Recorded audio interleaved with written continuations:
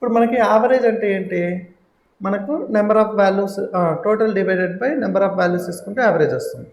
ఇక్కడ మనకి యావరేజ్ అంటే మనకు యావరేజ్ ఏ అంటే మనకి ఏం చేస్తుందంటే జనరల్గా మనం యావరేజ్ కనుక్కున్నాం.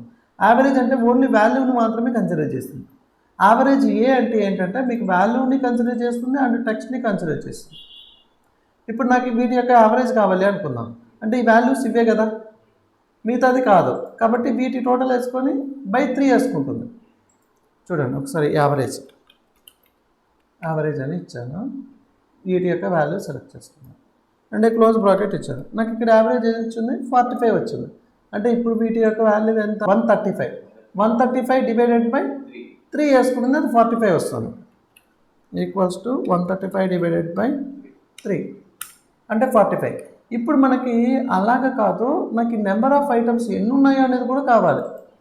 ఇప్పుడు చూడండి నాకు ఇక్కడ వస్తే 1 2 3 4 5 6 కదా ఉన్నది. బై 6 రావాలంటే ఏ అనేది ఇచ్చేస్తాం. చూడండి కావాలి. ఇప్పుడు మీకు ఈక్వల్స్ టు యావరేజ్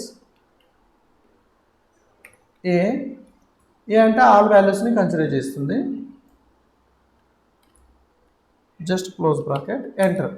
చూడండి 22.67 అంటే ఇప్పుడు మనకి దీని యొక్క వాల్యూస్ ఎంత అంటే 135 కదా, ఇది 135 డివైడెడ్ బై 6 టైమ్స్ వస్తుంది.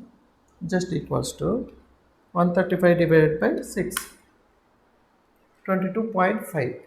ఓకే అంటే 22.5 అంటే ఇక్కడ 6 ఇచ్చాడు, అంటే డెసిమల్ ప్లేసెస్ పెంచితే అది కూడా 6 లెక్క అనమాట.